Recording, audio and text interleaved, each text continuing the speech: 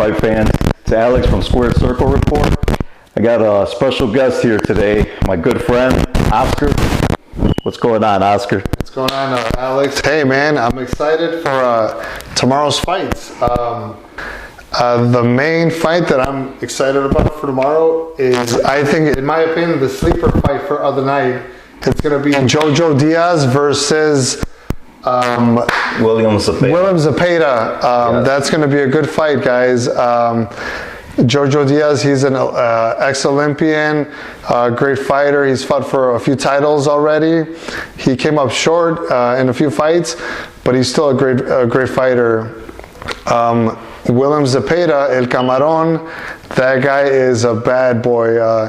He has 26 wins, 23 knockouts, and in my opinion, that's the sleeper fight of the night. Don't miss it. Check it out. Check out their stats online, and don't miss it. What's your opinion about the fight? Well, it's funny you start off with that one because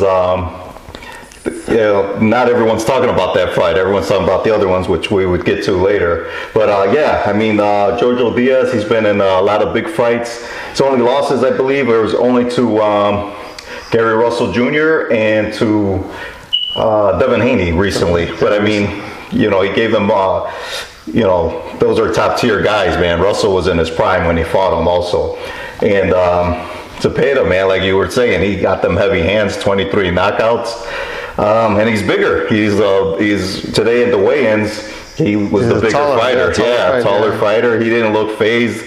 Like Mayweather says, when you're under those lights, whatever, he looked real comfortable there. So, yeah, I mean, I like JoJo Diaz, but I'm leaning towards Zepeda. Just younger guy, heavier hands. I think he's hungrier. So.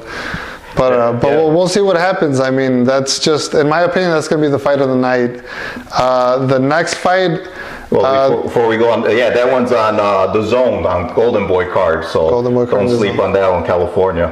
Yes. The next fight that I want to talk about is Vasily Lomachenko versus Jermaine Ortiz.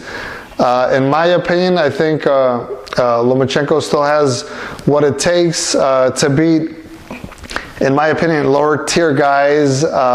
We don't know much about Jermaine Ortiz, but we know that he's made it there. He's made it to the top, and we're gonna see if he has what it takes to beat Lomachenko tomorrow night. What's your opinion, Alex? Yeah, he had a good fight, Ortiz against Herring, the fight before. Jamel. Yeah, Jamel. Semper Fi. I think that was his last fight. They retired him, and and I believe Ortiz also is sparred with Lomachenko already, so they're familiar with each other. Oh, nice. Yeah, and Lomachenko's been out for like a year. He had the whole war. Went to go fight for his country, Ukraine. So we'll see. I mean, he looked like regular Lomachenko at the press conferences, the weigh-ins. The weigh-ins say a lot. He looked the same, man. So I can't bet against Lomachenko at all. I got to pick him. I like Jermaine Ortiz because younger guy, strong-looking guy, and he, like I said, he looked good in his last fight. So.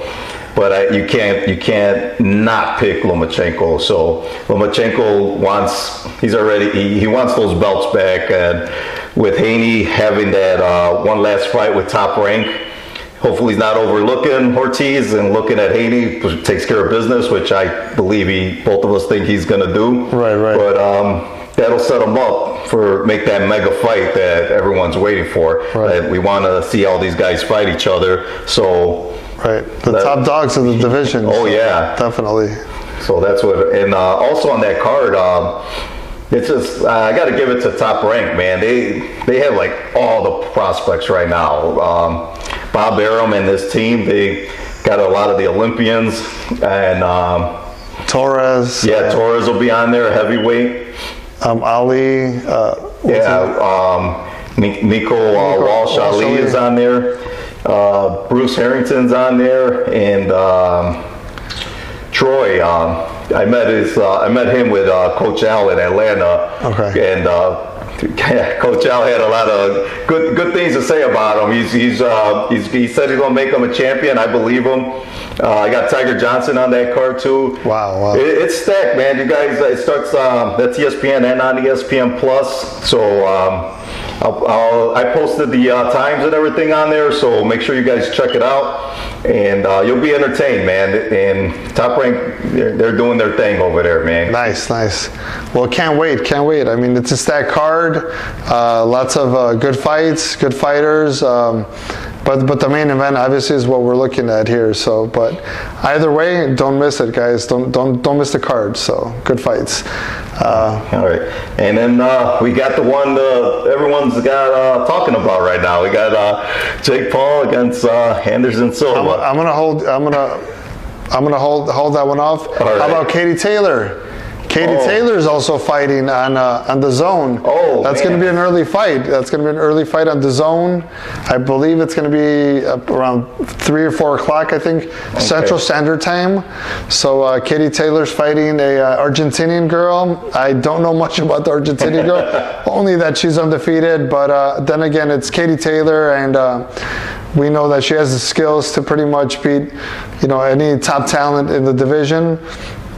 Do you know much about her opponent, Alex? I do not. I did not do my research on that. But I do know that Baumgardner, the fight before, when last week when she beat Michaela Mayer in a really close fight. Right. I thought Mayer on that one. We'll backtrack a little bit. I thought Mayer was going to outbox her, use her length, the jab, keep her away. But no, she brought it, man. It was a very entertaining card, both that one and the main event. Congrats to both ladies, and it looks like once she's going to want to go get that WBA, the only belt she's missing, to be undisputed.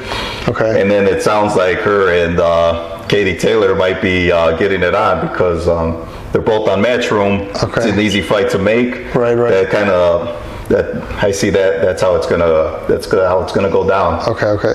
But first, Katie has to take care of her opponent tomorrow night. Correct. But we do both see that happening easily. Nothing against the Argentinian, but yet Katie Taylor, I feel that she's levels above her opponent for tomorrow, so she'll get the W. But yep. Okay. On to the next one. Now on to the other one, man. The one that everyone seems to be talking about, from the kids to the grandparents, man. Everyone knows Jake Paul now, man. But we got Jake Paul against the legend, man, Anderson Silva, the GOAT. A lot of people. In MMA. In MMA, yes. But you're a bigger MMA guy than me. I mean, you want to... Yeah, I'm not a big Jake Paul fan, to be honest with you. I see him more of a social media star. With his team, they know how to run social media. Therefore, they're where they're at now because of the platform that they've given each other, Jake Paul and his team. And you know what? Kudos to them. More power to them. If they can make money off of boxing, hey, let them do it. It's not my cup of tea, but if it makes money for them, it makes them happy, more power to them. I don't see this fight going the distance, to be honest with you, even though a lot of people think that Anderson Silva is a great boxer within his MMA skills, but I don't see that happening versus Jake Paul. I think that Jake Paul has grown as a boxer since the start of his 5 fights. And I do see him taking Anderson Silva out towards the latter of the fight, maybe around the 6th or 7th round. That's my opinion, and we'll see what happens tomorrow night. Yeah, I just think the youth is just going to be too much in the size. I know they both weighed in the same, but Jake Paul's the bigger fighter, the younger fighter. So, and he is taking his boxing serious. I mean, he got world-class trainers with him, and he's putting in the work. You can see it in his body, and he's filling in. He's went lower in weight for this one, right from his last ones. He did drop, I think, his lower weight. I don't recall exactly what weight, but but he is getting lighter and lighter each fight. And like you stated, age within these two boxers, let's not forget that Anderson Silva is over, I think, 45 years old. If I'm not mistaken, he's 46 or 47. And Jake Paul, he's a younger guy, more active, I think a better stamina than Anderson at this point of their careers. And I think that's going to be the key factor here. So, yeah. All right.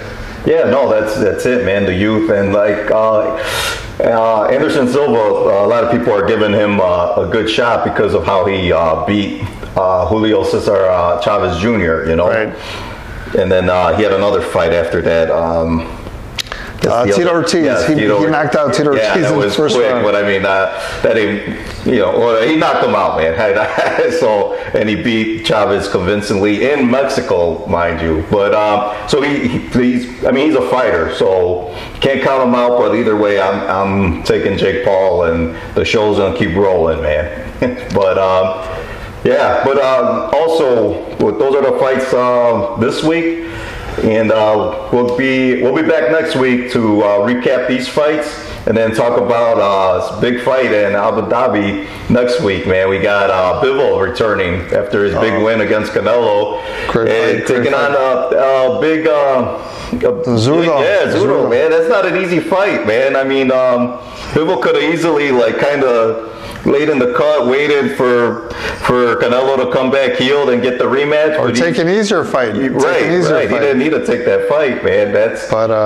It's good for the fight fans, yo. For all the fight fans that love boxing, stay tuned. Great fight. So future fights. And if you guys need any information, go to Squared Circle Report on Instagram. Check out Alex. He's got all the information, data, statistics, etc. So don't miss it. If you miss anything, go into his Instagram. That's right, man. Well, so like we said, anything we missed here, it'll be on there. So look out for that. And also on that same card, we got we'll have Jessica McCaskill, Chicago's own, going up against Chantel for the WBC and undisputed. It's going to be undisputed at 140. At 140, yes. So great fight, and go McCaskill. Yeah, there we go, man. All right, guys. See you next week.